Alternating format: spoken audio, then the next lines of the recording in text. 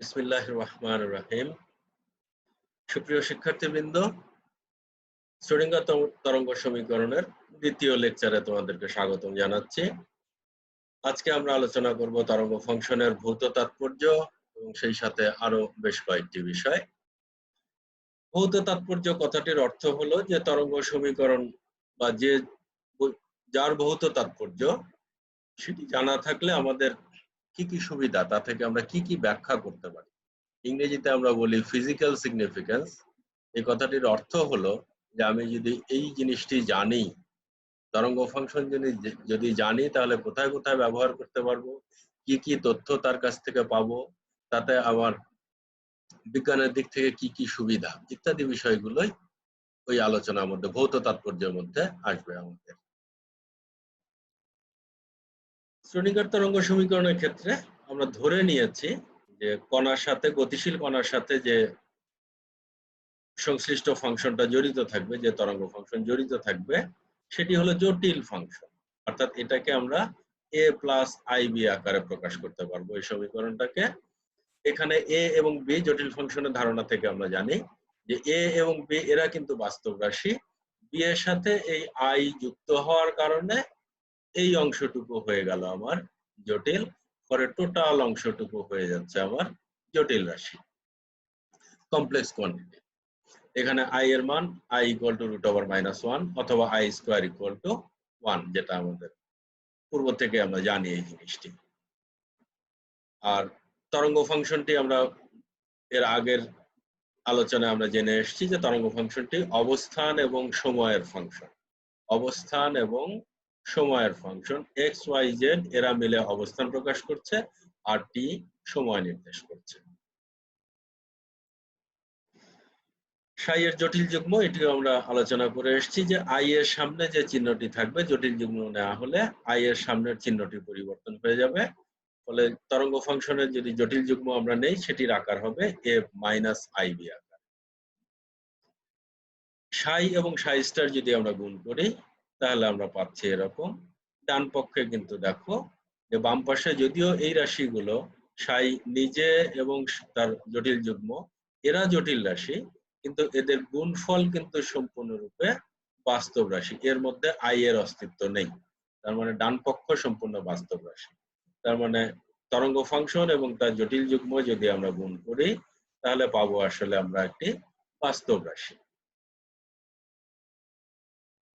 এটিকে আমরা এরকম করে লিখতে পারি modulus of Sai square. Sai star Sai, Sai star সাইকে আমরা সাই স্টার গুণন সাই, এটাকে আমরা এইরকম modulus of Sai square, সাইটা x Y Z এবং টি এর ফাংশন, এই আকৃতিতে আমরা লিখতে পারি এটাকে। এই যে বাম পাশের এই রাশিটুকু, এইটুকু আসলে কি নির্দেশ করে আমাদের? আমরা বলছি যে এই অংশটা সম্ভাবনা, এটাকে আমরা পি দিয়ে প্রকাশ করব।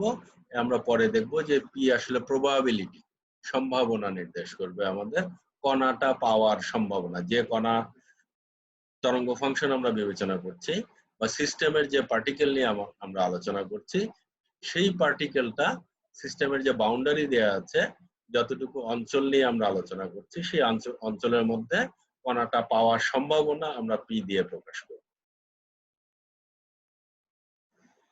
সাই যদি শূন্য না হয়, এই সমীকরণ থেকে আমরা বলতে পারি সাই যদি শূন্য না হয়, তাহলে সাই এবং সাই স্টারের গুণফল বাস্তব এবং ধনাত্মক, বাস্তব এবং ধনাত্মক।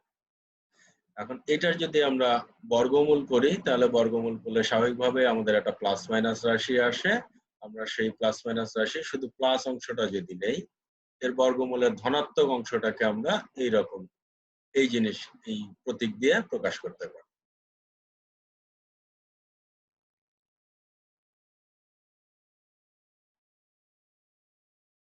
সাই স্টার সাই বা মডুলাস অফ সাই স্কয়ার, এটাকে বলা হয় সম্ভাবনা ঘনত্ব। আমরা যেটা বলে আসলাম যে কণাটা পাওয়ার সম্ভাবনা এখান থেকে আসবে। এই আলোচনা, এটি যেহেতু বাস্তব, এই অংশটুকু সাই স্টার সাই বা মডুলাস অফ সাই স্কয়ার আমরা দেখে আসলাম, যেটি করলে আমরা a square plus b square অর্থাৎ একটা বাস্তব রাশি পাবো, অর্থাৎ সম্ভাবনা ঘনত্বটা বাস্তব। এই ধারণার উপরে ভিত্তি করে ম্যাক্স বর্ন তিনি সাই এর একটা বর্ণনা দেন যে সাই জিনিসটা কি রাশি হবে। গতিশীল কণার জন্য XYZ অবস্থানে টি সময়ে নির্দিষ্ট বিন্দু থেকে ডি টাও আয়তনের মধ্যে কণাটা পাওয়ার সম্ভাবনাকে আমরা এটা দিয়ে প্রকাশ করে থাকি, পি ডি টাও। এই পি হচ্ছে সম্ভাবনা ঘনত্ব, পি হলো আমাদের এই যে এই অংশটুকু, এটাকে যদি আমরা সমাকলন করি বা নির্দিষ্ট জায়গার মধ্যে নির্দিষ্ট আয়তনের মধ্যে যদি আমরা পুরো হিসাবটা ক্যারি আউট করি, তাহলে আমরা যেটা পাবো সেটা হচ্ছে ডি টাও আয়তনের মধ্যে, আমরা এখানে ডিভিও লিখে থাকি অনেক সময়, এটি দিয়ে আসলে আয়তন বোঝানো হচ্ছে, ডি টাও অথবা ডিভি। এই নির্দিষ্ট আয়তনের মধ্যে এই অবস্থানে এই সময়ে কণাটা পাওয়ার সম্ভাবনা কতটুকু, এই সমীকরণ আমার সেই জিনিসটাই নির্দেশ করবে।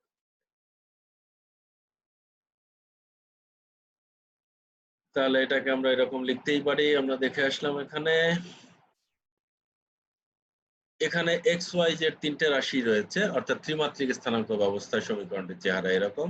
তাহলে একমাত্রিক স্থানাঙ্ক ব্যবস্থা, অর্থাৎ শুধু যদি এক্স এর উপরে নির্ভরশীল বিবেচনা করি, তাহলে আমার এই সমীকরণটির চেহারা আসবে, এই সমীকরণটির চেহারা আসবে এরকম। তখন আর এক্স ওয়াই জেড তিনটা থাকবে না, শুধুমাত্র একটা থাকবে। হ্যাঁ, আমরা যদি ওয়াই অক্ষ নেই তাহলে আসবে ওয়াই কমা টি, যদি আমরা জেড অক্ষ বরাবর নেই তাহলে আসবে জেড কমা টি, এরকম হবে সমীকরণটির আকৃতি। Modulus of Sai x T square, যেহেতু এটা একমাত্রিক সেই জন্য এটাকে বলা হচ্ছে প্রতি একক দূরত্বের সম্ভাব্যতা। যেহেতু এখানে একমাত্রিক, একমাত্রিক হলে সেটা শুধুমাত্র দূরত্ব, তাই আমরা বলছি প্রতি একক দূরত্বে সম্ভাব্যতা। সাই এক্স টিকে কখনো কখনো ওই অঞ্চলের সম্ভাব্যতা বিস্তারও বলা হয়, সম্ভাবনা বিস্তার। আমরা আগের লেকচারে দেখে এসেছি যে সাধারণ মোট সমাধানটি হচ্ছে শ্রোডিঙ্গার সমীকরণের সময় নির্ভর অংশের টোটাল সমাধান, অর্থাৎ এইটুকু হচ্ছে সময় অনির্ভর অংশের সমাধান, এইটুকু হচ্ছে সময় নির্ভর অংশের সমাধান, এই দুটো মিলে আমার টোটাল সলিউশনের আকৃতিটা হচ্ছে এরকম। তাহলে এর যদি আমরা জটিল যুগ্ম নেই, তাহলে এই দেখো আই এর সামনে চিহ্নটা পরিবর্তন হয়ে গেছে। ই এর একটা নির্দিষ্ট মানের জন্য, ই কোথায় এখানে, এই যে ওমেগা এর মধ্যে, আমরা জানি omega equal to E equal to H cut omega, তার মানে omega equal to E by H cut, এর মধ্যে ই রয়েছে। তাহলে ই এর একটা নির্দিষ্ট মানের জন্য আমার এটি কি আসবে, এই যে এই সমীকরণ অনুসারে এইখান থেকে আসছি আমরা, যেহেতু একমাত্রিক তাহলে এই দুটো গুণ হয়ে আমরা কি পাচ্ছি এখানে, এইটা এবং এইটা যদি আমরা গুণ করি তাহলে এখানে আছে এক্সপোনেনশিয়ালে মাইনাস, এখানে আছে এক্সপোনেনশিয়ালে প্লাস, তাহলে এই দুটো মিলে হয়ে যাচ্ছে 1। ফলে এখানে দেখো শুধুমাত্র এই অংশটুকু এবং এই অংশটুকু রয়েছে, বাকি অংশটুকু সময় নির্ভর অংশটুকু নেই। তার মানে এই যে সম্ভাব্যতা, এই সম্ভাব্যতাটা সময়ের উপরে নির্ভর করবে না, সম্ভাব্যতাটা হবে ধ্রুব রাশি, এটি সময়ের উপরে নির্ভর করবে না। সময় অনির্ভর শ্রোডিঙ্গার সমীকরণ সিদ্ধকারী তরঙ্গ ফাংশনের ক্ষেত্রে সম্ভাব্যতা সর্বদাই সময় অনির্ভরশীল, সম্ভাব্যতা সর্বদাই সময় অনির্ভরশীল।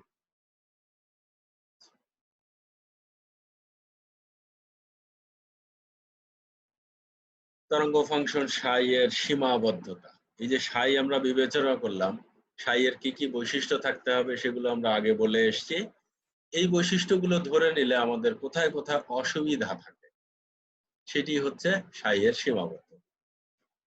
সাইকে যখন আমরা বা মডুলাস অফ সাই স্টারকে যখন আমরা সম্ভাব্যতা ঘনত্ব হিসেবে বিবেচনা করছি, তখন আমাদের কিছু কিছু অসুবিধা হচ্ছে। সেটি হলো যে এক্স ওয়াই জেড এর সকল মানের জন্য সাই অবশ্যই সসীম হতে হবে, অর্থাৎ সাই কখনোই, তরঙ্গ ফাংশন কখনোই অসীম হতে পারবে না। অর্থাৎ এইখানে আমার একটা রেস্ট্রিকশন রয়ে গেল যে সাই অসীম হলে শ্রোডিঙ্গার এই সমীকরণের আমরা সমাধান করতে পারবো না। সাই হবে এক মান সম্পন্ন, ইংরেজিতে আমরা বলি সিঙ্গেল ভ্যালুড ফাংশন, অর্থাৎ এক্স ওয়াই জেড এর প্রত্যেক সেটের জন্য সাই এর একটি মাত্র মান থাকবে, সাই এর একটি মাত্র মান থাকবে। আমরা কমপ্লেক্স ভেরিয়েবল পড়ে এসেছি, কমপ্লেক্স ভেরিয়েবলের মধ্যে এই ধারণাটি আমরা পাই যে সিঙ্গেল ভ্যালুড ফাংশন বা এক মান বিশিষ্ট ফাংশন কাকে বলে সে ধারণাটি আমরা ওখান থেকে পেয়ে আসছি। এখানে বলছি যে এক্স ওয়াই জেড এর প্রত্যেক সেটের জন্য সাই এর একটি মাত্র মান থাকবে, দ্বিতীয় কোনো মান থাকতে পারবে না। যে অঞ্চলে পোটেনশিয়াল থাকবে, বিভব থাকবে, আমরা এর আগের আলোচনায় মুক্ত কণার জন্য করে এসেছি, মুক্ত কণা না হয়ে যদি ওটা বিভব থাকে, তার যে অঞ্চল আমরা বিবেচনা করছি সেই অঞ্চলে যদি কোথাও না কোথাও বিভব থাকে, তাহলে সেই জায়গাতে সাই বিচ্ছিন্ন হয়ে যাবে এক অংশ, এই অংশ এবং ওই অংশে। যে অংশে ভি রয়েছে, ভি এর মান 0 নয় সেই অংশ, আর যে অংশে ভি 0, দুই অংশের মধ্যে তরঙ্গ ফাংশনটা বিচ্ছিন্ন হয়ে যাবে, দুটো আলাদা জিনিস হবে। কিন্তু তা ছাড়া যে জায়গাতে ভি একই রকম সেই জায়গাতে সাইটা অবিচ্ছিন্ন, অর্থাৎ একই রকম আচরণ সে করবে। এইটি আর একটি ধারণা আমাদের, যে এই আংশিক জাতক গুলো, ফার্স্ট অর্ডার ডেরিভেটিভ গুলো, del del x of Sai, del del y of Sai, del del z of সাই, এরা সর্বত্র অবিচ্ছিন্ন হবে। যেখানে ভি আছে সেখানেও যা থাকবে, যেখানে ভি নাই সেখানেও এই ডেল ডেল এক্স গুলো, ফার্স্ট অর্ডার ডেরিভেটিভ গুলো পরস্পর অবিচ্ছিন্ন হবে, অর্থাৎ দুই অংশের ডেল ডেল এক্স গুলো, ফার্স্ট অর্ডার ডেরিভেটিভ গুলো পরস্পর সমান হবে। কোনো ফাংশন যদি এই চারটে শর্ত পূরণ করে, তাহলে আমরা সেই ফাংশনটাকে বলতে পারি সু আচরণী ফাংশন, ইংরেজিতে আমরা বলি ওয়েল বিহেভড ফাংশন। সু আচরণী, ওয়েল বিহেভড ফাংশন। কখন আমরা বলবো কোন একটা ফাংশনকে ওয়েল বিহেভড ফাংশন? কখন বলবো? যখন এই চারটে শর্ত সে সিদ্ধ করবে, এই চারটে শর্তই যদি সে মেনে চলে, তখন আমরা তাকে বলবো ওয়েল বিহেভড ফাংশন বা সু আচরণী ফাংশন।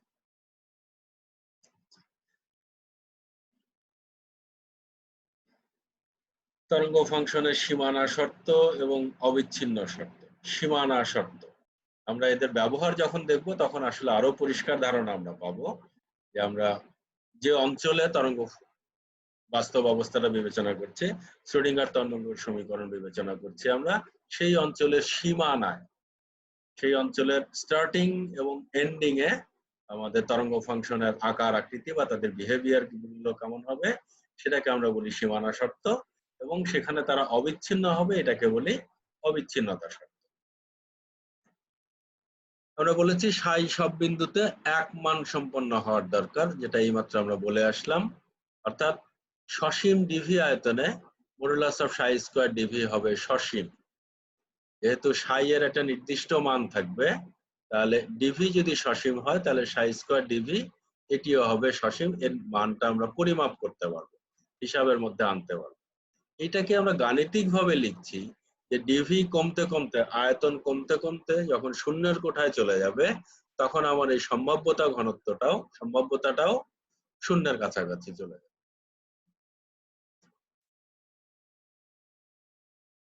এটা হলো ত্রিমাত্রিক ক্ষেত্রে সমীকরণটার চেহারা এরকম, বা এই কথাটাকে যেটা আমরা ভাষায় লিখেছি, এই ভাষাটাকে গাণিতিক ভাবে ত্রিমাত্রিক ক্ষেত্রে লিখলে আমরা এরকম লিখতে পারি, একমাত্রিক ক্ষেত্রে লিখলে আমাদের গাণিতিক ভাবে এরকম লিখতে হবে।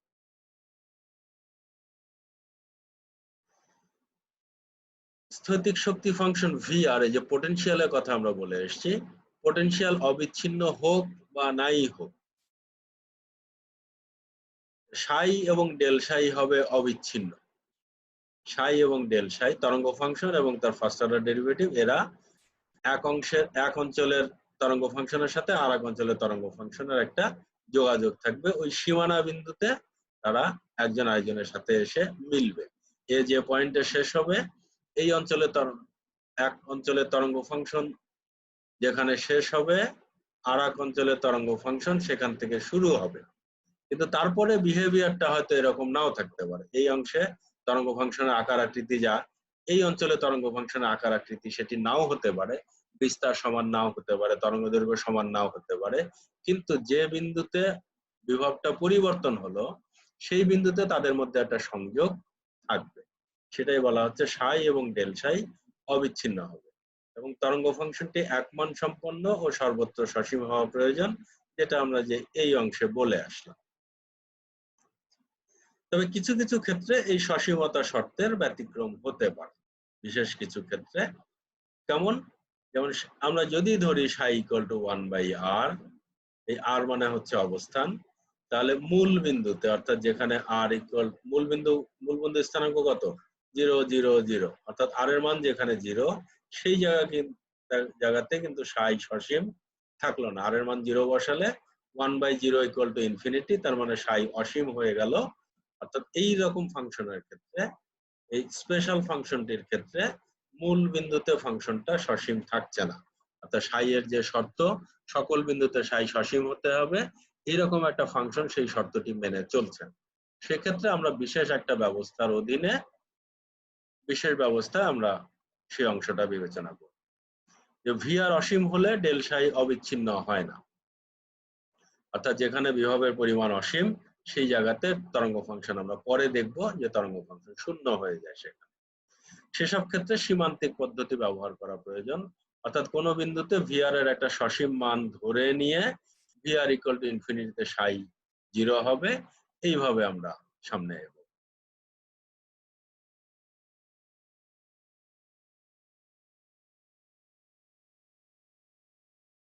সম্ভাব্যতা প্রবাহ ঘনত্ব, আমরা এর আগে বলে আসলাম সম্ভাব্যতা ঘনত্ব, আর এখানে আমরা বলছি সম্ভাব্যতা প্রবাহ ঘনত্ব। দুটোর মধ্যে সামান্য একটু পার্থক্য রয়েছে, একটা সম্ভাব্যতা ঘনত্ব আর একটা সম্ভাব্যতা প্রবাহ ঘনত্ব।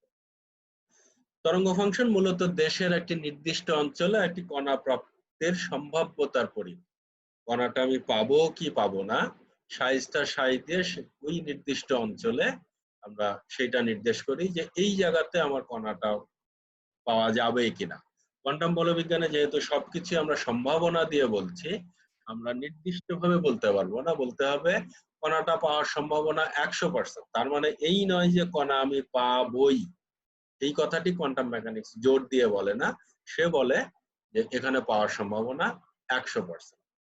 যেখানে কণা পাওয়া যাবে না সেখানেও কিন্তু কোয়ান্টাম বলবিজ্ঞান বলে না যে কণা পাওয়া যাবে, সেখানে কোয়ান্টাম বলবিজ্ঞানের বক্তব্য হলো ওই বিন্দুতে ওই অঞ্চলে কণা পাওয়ার সম্ভাবনা 0%, 0%, অর্থাৎ সবকিছুই সম্ভাবনা দিয়ে বলা হচ্ছে।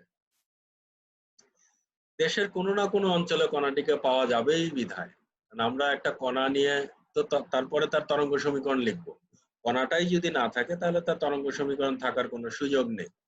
ফলে আমি যে অঞ্চল বিবেচনা করছি সেই অঞ্চলে কোনো না কোনো জায়গাতে কণাটা অবশ্যই থাকবে, ফলে সমগ্র অঞ্চলের মধ্যে যদি আমি বিবেচনা করি তাহলে কণা পাওয়া যাবে। সেটাই বলা হচ্ছে যে দেশের কোনো না কোনো অঞ্চলে কণাটিকে পাওয়া যাবেই বিধায় সম্ভাব্যতা সমাকলনের মান অবশ্যই 1 হবে, অর্থাৎ আমি টোটাল যতটুকু জায়গা বিবেচনা করছি পুরো আয়তনটার মধ্যে যদি আমি হিসাব করি তাহলে অবশ্যই সম্ভাব্যতা সমাকলনের মান 1 হবে, অর্থাৎ 100% হবে।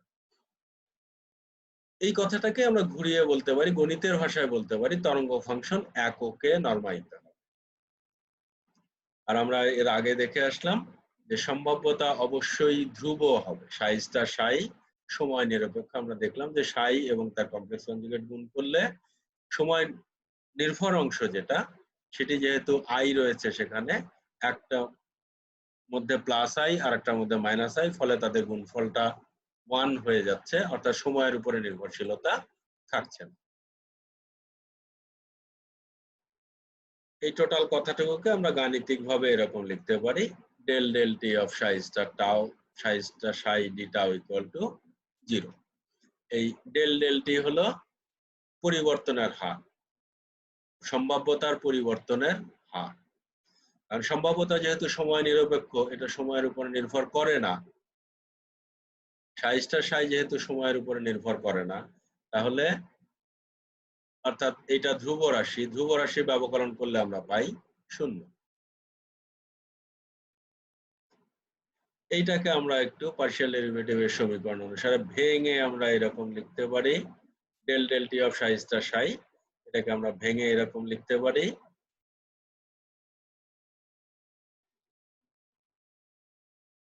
এখন সময় সাপেক্ষ শ্রোডিঙ্গার সমীকরণ, সময় সাপেক্ষ অর্থাৎ সাই এর মধ্যে, এই যে সাই, এখানে সাই এর মধ্যে যেমনি অবস্থান আছে তেমনি সময়ও আছে।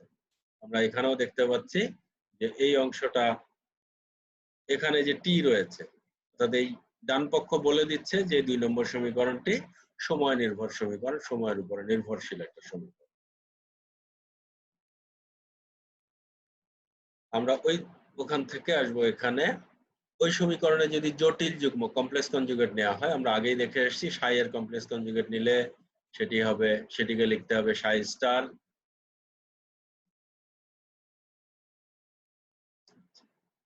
আর প্রথম যে 2 নম্বর সমীকরণ যেটা লিখে আসলাম, 3 এর আগে যে 2 লিখেছি, সেখানে স্টার গুলো ছিল না আমাদের, আর এখানে আই এর সামনে চিহ্নটা পাল্টে গেছে। প্রথম সমীকরণটাকে আমরা সাই স্টার দিয়ে গুণ করব, আর দ্বিতীয় সমীকরণটাকে আমরা সাই দিয়ে গুণ করব। তাতে তাদের পরিস্থিতি কি হবে? প্রথম সমীকরণটাকে সাই স্টার দিয়ে গুণ করলে আসলো আমাদের এইটি, আর এই সমীকরণটিকে যদি আমরা সাই দিয়ে গুণ করি তাহলে আমাদের সমীকরণটি আসবে এরকম। এই দুটো সমীকরণ থেকে আমরা 4 থেকে যদি 5 বিয়োগ করি তাহলে আমাদের বিয়োগফলটা আমরা এরকম লিখতে পারি।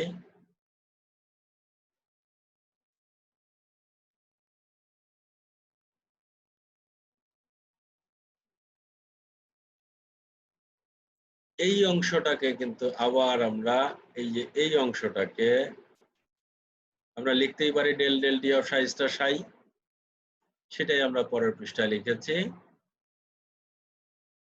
এই যে এখানে আমরা লিখলাম এরকম করে del del t of psi star psi. এখন উভয় পক্ষে যদি সমাকলন করি আমরা, তাহলে সমাকলন চিহ্ন বসালাম।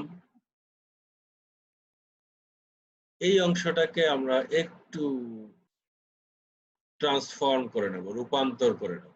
এখানে রয়েছে আয়তন সমাকলন। আমরা বলেছি যে ডিটাও লিখতে পারি অথবা ডিভিও লিখতে পারি, দুটোই আয়তন সমাকলন নির্দেশ করে। গ্রিনের সেকেন্ড আইডেন্টিটি, এটা আমরা ভেক্টর অ্যানালাইসিস থেকে আমরা প্রথম বর্ষে এটি পেয়েছি। ভেক্টর অ্যানালাইসিসে গ্রিনের দ্বিতীয় অভেদ, Green's theorem, divergence theorem, Stokes theorem, ওর পরবর্তীতে আলোচনা করা হয়েছে গ্রিনের দ্বিতীয় অভেদ, প্রথম অভেদ এবং দ্বিতীয় অভেদ। এই দ্বিতীয় অভেদ অনুসারে আমরা, এটি যেহেতু আয়তন সমাকলন থেকে আমরা তল সমাকলনে, সারফেস ইন্টিগ্রালে চলে যেতে পারি। যদি আমরা যাই আয়তন সমাকলন থেকে যদি আমরা তল সমাকলনে চলে যাই, তাহলে আমাদের সমীকরণটি এই অংশটুকু, বাম পাশের অংশটুকু আর পাল্টাচ্ছে না, ডান পাশের অংশটুকু দেখো এইখানে আমাদের চেঞ্জটা হলো। এইখানে ছিল আমাদের ভলিউম, এইখানে হয়ে আসলো সারফেস। কখনো কখনো এটাকে ডিএসও লেখা হয়ে থাকে। এস মিন্স সারফেস, আর মিন্স রিজিয়ন। এখানে দেখো পার্থক্যটা কি হলো, এখানে ছিল ডেল স্কোয়ার আর এখানে আসলো সেটা ডেল। আমরা দ্বিতীয় অভেদ অনুসারে এই সমীকরণটি লিখতে পারি। আর এইখানে আমরা এই যে সাই স্টার সাই, এটাকে যেহেতু আমরা প্রবাবিলিটি বলে থাকি বা মডুলাস অফ সাই স্কোয়ার, সেটার পরিবর্তে আমরা লিখলাম পিআরটি।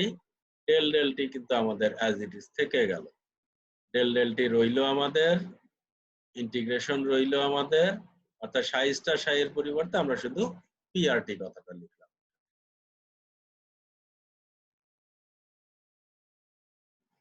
এখন এই যে অংশটুকু, এই অংশটুকুটাকে আমরা বলছি,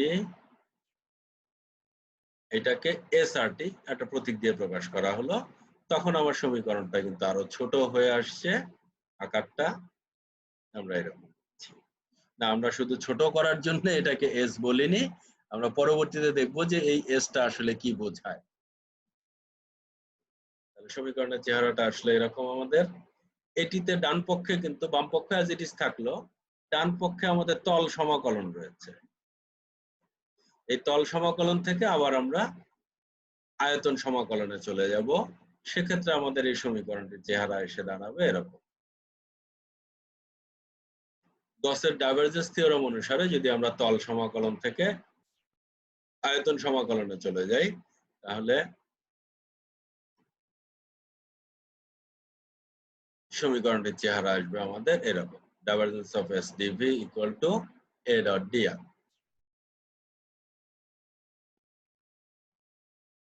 তাহলে এই মানটা যদি আমরা ওই সমীকরণে বসাই, দেখো এখানে একটু পাল্টে গেল।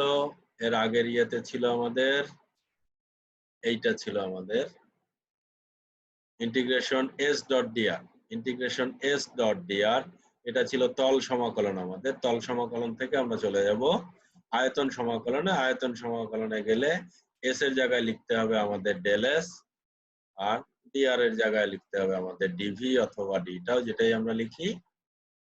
তাহলে সমীকরণটির চেহারা হয়ে দাঁড়ালো আমাদের এরকম,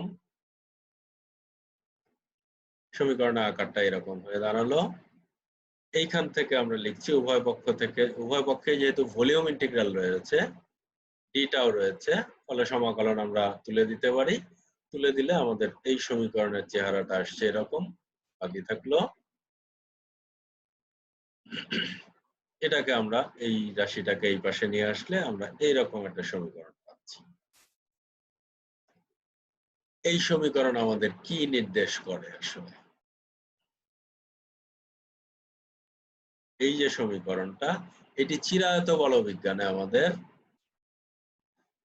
হাইড্রোডাইনামিক্স প্রবাহ গতিবিদ্যা তার অবিরাম প্রবাহের সমীকরণ, এটি আমরা দেখে এসেছি প্রবাহী বলবিদ্যা অংশে। আমাদের প্রথম বর্ষে যে মেকানিক্স এর মধ্যে প্রবাহী বলবিদ্যা অংশটুকু ছিল, সে প্রবাহী বলবিদ্যা অংশে এরকম একটা সমীকরণ আমরা পেয়ে আসছি, যাকে আমরা বলছি অবিরাম প্রবাহের সমীকরণ বা নিরবিচ্ছিন্নতার সমীকরণ। অবিরাম প্রবাহের সমীকরণ তথা নিরবিচ্ছিন্নতার সমীকরণ, যার আকার আকৃতিটা ছিল আমাদের এরকম। তাহলে এই দুটো সমীকরণ যদি আমরা এখানে তুলনা করি, তাহলে আমরা দেখছি এখানে রয়েছে এস, এখানে রয়েছে জে। অর্থাৎ এখানে যে যা নির্দেশ করে, যে রাশিটি যা যে ভৌত বৈশিষ্ট্য নির্দেশ করে, আমরা বলতে পারি এখানে এস রাশিটি সেই ভৌত বৈশিষ্ট্য প্রকাশ করে। তাহলে ৮ নম্বর সমীকরণ, অর্থাৎ এই সমীকরণটাকে আমরা বলছি কোয়ান্টাম বলবিজ্ঞানের নিরবিচ্ছিন্নতার সমীকরণ। কোয়ান্টাম বলবিজ্ঞানের নিরবিচ্ছিন্নতার সমীকরণ, এটি একটি স্পেশাল একটি সমীকরণ। এই সমীকরণটি অনেক ব্যবহার রয়েছে আমাদের কোয়ান্টাম বলবিজ্ঞানে। ৮ এবং ৯ সমীকরণ তুলনা করে এসআরটি কে সম্ভাব্যতা প্রবাহ ঘনত্ব, এখানে যেমনি জে কে আমরা বলছি সম্ভাব্যতা প্রবাহ ঘনত্ব, তেমনি এসআরটি কে আমরা এখানে বলছি সম্ভাব্যতা প্রবাহ ঘনত্ব। আর পিআরটি, এটা তো আমরা আগেই বলে আসছি যে এটিকে অবস্থান সম্ভাব্যতা ঘনত্ব হিসাবে বিবেচনা করা যাবে।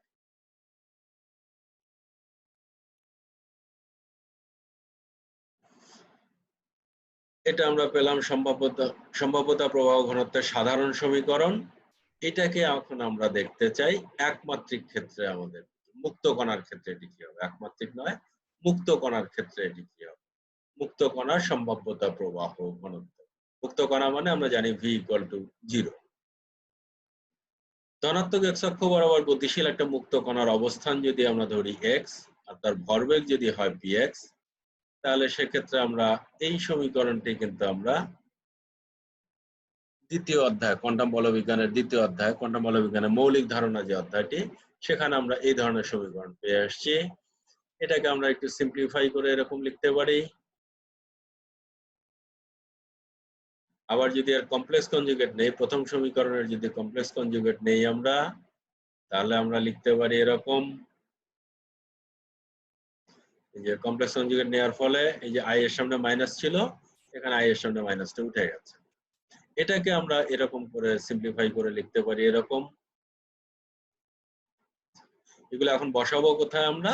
আমরা শ্রোডিঙ্গার সমীকরণের ইয়েতে। আচ্ছা, এই যে এস এর যে মানটা আমরা পেয়ে এসেছিলাম আগের পৃষ্ঠায়, এস ইকুয়াল টু এত ধরে এসেছিলাম, এই জায়গাতে আমাদের এই যে del Sai, del del x of psi এবং del del x of psi star, এই মান দুটো এখানে বসাবো। বসালে এই ডেল ডেল এক্স অফ সাই, তার পরিবর্তে আমরা এটা বসাবো, আর del del x of psi star তার পরিবর্তে আমরা এটা বসাবো, বসালে সমীকরণের চেহারাটা আসলো এরকম।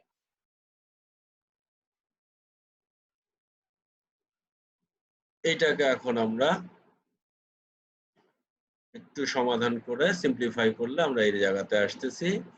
এইখানে যেহেতু এখানে দেখো একবার রয়েছে সাই স্টার সাই, একবার রয়েছে সাই সাই স্টার। সাই স্টার সাই বা সাই সাই স্টার এই উভয়টিকেই আমরা মডুলাস অফ সাই স্কয়ার দিয়ে বলতে পারি। এটাকেও যেমনি বলতে পারি, এটাকেও তেমনি বলতে পারি। তার মানে এখানে এই টোটালটার পরিবর্তে আমরা 2 লিখতে পারি। সেই 2 এবং এই 2 ক্যান্সেল হয়ে শুধু আমাদের থাকবে হচ্ছে এই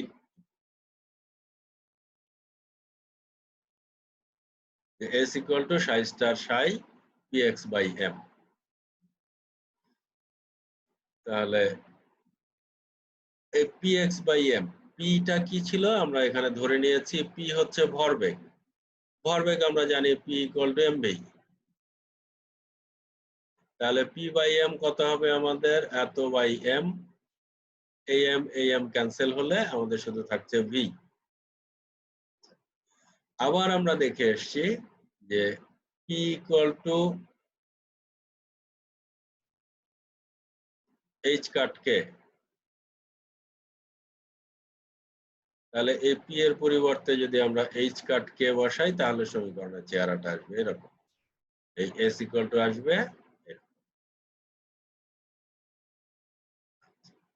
তাহলে আমরা দেখছি এই যে s এর সমীকরণ হলো psi star psi into velocity. s হচ্ছে psi star psi into velocity, কণাটার বেগ কত। এটি মুক্ত কণার সম্ভাব্যতা প্রবাহ ঘনত্বের রাশিমালা। এটি পরবর্তীতে আমাদের কাজে লাগবে। তাহলে সম্ভাব্যতা ঘনত্বের রাশিমালা হচ্ছে psi star psi তরঙ্গ ফাংশনের জটিল যুগ্ম গুণন তরঙ্গ ফাংশন। এই দুটো গুণ করে আমরা যা পাবো তাকে তার বেগ দিয়ে গুণ করতে হবে। তাহলে আমরা পাবো সম্ভাব্যতা প্রবাহ ঘনত্ব। এটা হলো মুক্ত কণার সম্ভাব্যতা প্রবাহ ঘনত্ব। অর্থাৎ যেখানে v equal to 0 সেই ক্ষেত্রে আমরা পাচ্ছি s equal to psi star psi h cut k by m। সম্ভাব্যতা ঘনত্ব প্রবাহ ঘনত্ব বলতে আমরা কি বুঝি?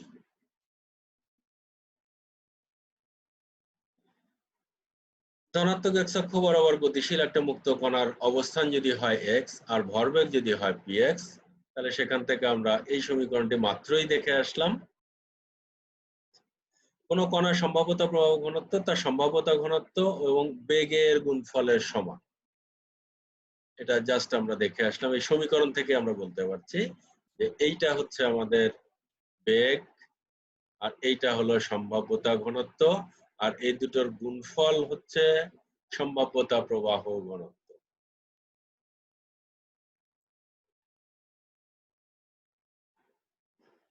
সাই বাস্তব হলে সাই এবং সাই স্টার কমপ্লেক্স কনজুগেট একই হবে।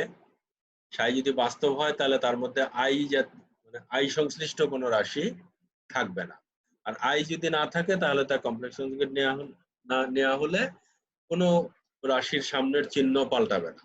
তার মানে সোজা কথা সাই এবং সাই স্টার সমান হবে। অর্থাৎ সাই এবং সাই স্টার যদি সমান হয় তাহলে সেক্ষেত্রে এস হবে 0। এইখান থেকে আমরা সেটা ব্যাখ্যা করতে পারি। সাই এবং সাই স্টার যদি সমান হয় তাহলে এইটা আর এটা সমান হয়ে যাচ্ছে, আবার এইটা আর এটা সমান হয়ে যাচ্ছে। ফলে এই ব্র্যাকেটের মধ্যের অংশটা ক্যান্সেল হয়ে যাচ্ছে পরস্পর। এখানে পাচ্ছি আমরা 0, 0 দিয়ে এটাকে গুণ করলে আমরা এস পাচ্ছি 0। তাহলে বাস্তব তরঙ্গ ফাংশনের ক্ষেত্রে আমার সম্ভাব্যতা প্রবাহ ঘনত্ব 0 হবে। বাস্তব তরঙ্গ ফাংশনের ক্ষেত্রে সম্ভাব্যতা প্রবাহ ঘনত্ব হবে 0। নিরবিচ্ছিন্নতা সমীকরণ থেকে আমরা জানছি এটা। তাহলে এর একমাত্রিক আকার, এটি ত্রিমাত্রিক, এক্স ওয়াই জেড তিনটার উপরে নির্ভরশীল। এখানে শুধুমাত্র আমরা বলছি এক্স অক্ষের উপরে। হ্যাঁ, যদি আমরা ওয়াই অক্ষের উপরে নির্ভরশীল নেই তাহলে s y del del y of s y, z অক্ষের সাপেক্ষে নিলে del del z of s z এরকম আসবে। এটাকে যদি আমরা সমাকলন করি উভয় পাশে,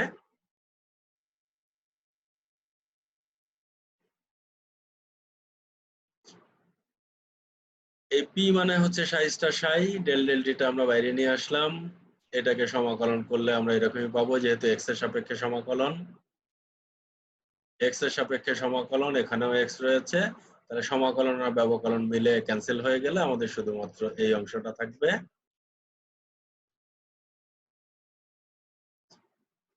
এই অংশটা আমার কি নির্দেশ করছে, যে বাম পাশের অংশটা আমার কি নির্দেশ করছে, এটি হলো সম্ভাব্যতার পরিবর্তনের হার, সম্ভাব্যতার বা সম্ভাব্যতা ঘনত্বের পরিবর্তনের হার। এই যে সাই স্টার সাই, এটাকে আমরা বলেছি সম্ভাব্যতা ঘনত্ব, ডেল ডেল টি হলো সময়ের সাপেক্ষে এই সম্ভাব্যতার পরিবর্তনের হার হলো আগত এবং নির্গত সম্ভাব্যতা প্রবাহ ঘনত্বের পার্থক্যের সমান। অর্থাৎ কোন একটা নির্দিষ্ট অঞ্চল আমরা বিবেচনা করছি,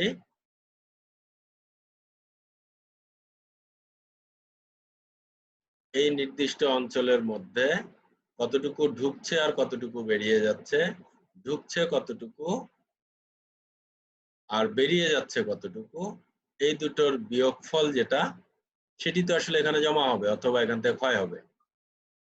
এই অঞ্চলটুকুর মধ্যে কি পরিমাণ ঢুকছে আর কি পরিমাণ বেরিয়ে যাচ্ছে, এই দুটোর বিয়োগফলটা নির্দেশ করছে যে এই অঞ্চলের মধ্যে কতটুকু জমা হবে অথবা এই অঞ্চলে জমা জিনিসের কতটুকু ক্ষয় হবে। তাহলে তার ডেরিভেটিভ হলো সময়ের সাপেক্ষে একক সময় পরিবর্তনের হার।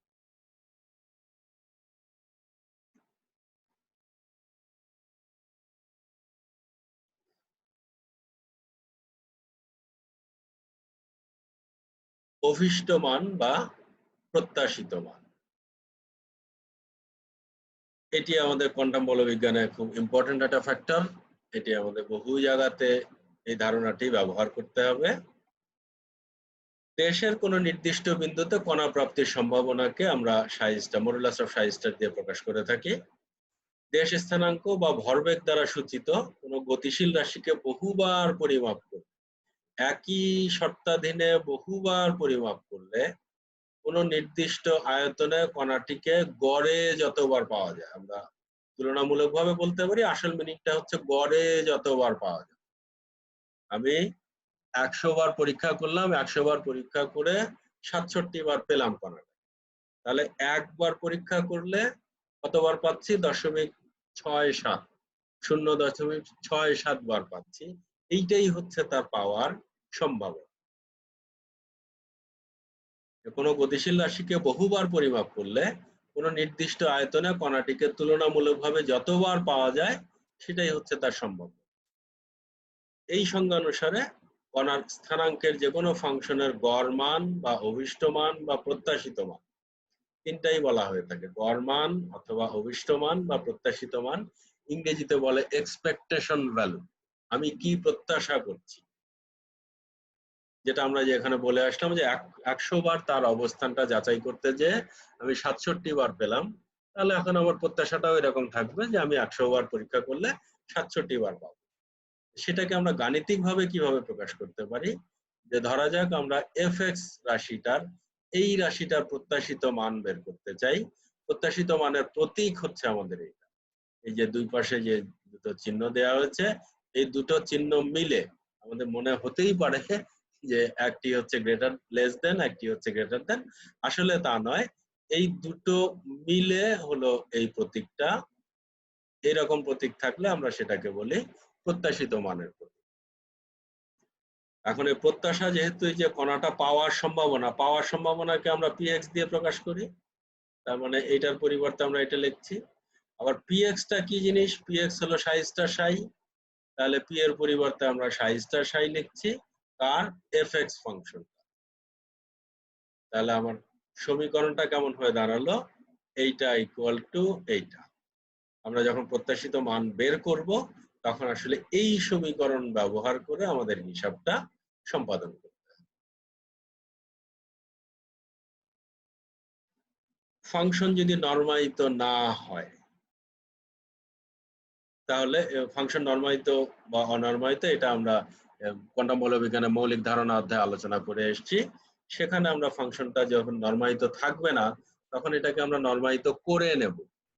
নরমায়িত করে নিতে গেলে তখন আমাদের এই সমীকরণের সাহায্যে আমরা ওই অধ্যায়ের আলোচনায় বলে এসেছি যে এই সমীকরণের সাহায্যে আমরা নরমায়ন ধ্রুবকটা বের করে নেব।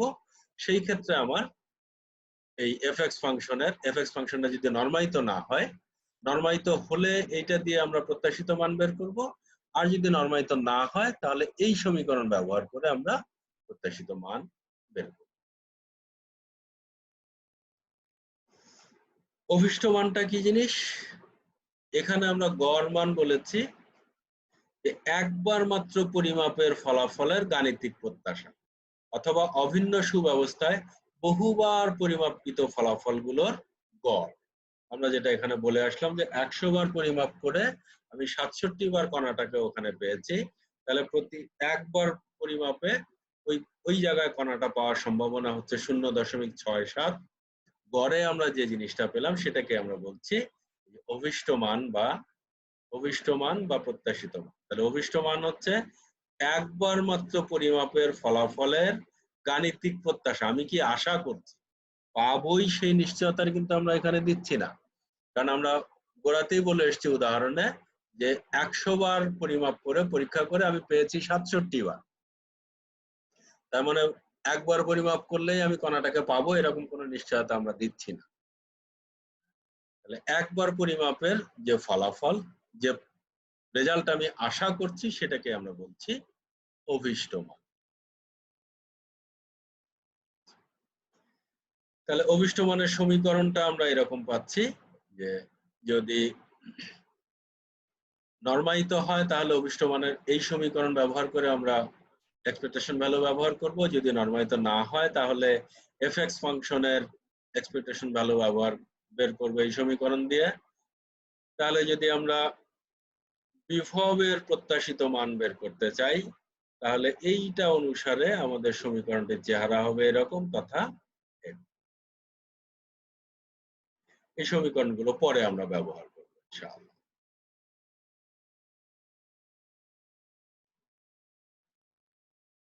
শিক্ষার্থীবৃন্দ, এই লেকচারটি প্রস্তুত করতে এই বইগুলো সহযোগিতা নেওয়া হয়েছে। তোমরা নিজেরাও ইচ্ছা করলে এই বইগুলো দেখতে পারো, আরো অনেক বই রয়েছে সেগুলো তোমরা দেখতে পারো। ধন্যবাদ সবাইকে, সুস্থ থাকবে সবাই। আমরা আজকের মতো এখানে শেষ করছি, পরবর্তীতে নিশ্চয়ই আবারও দেখা হবে।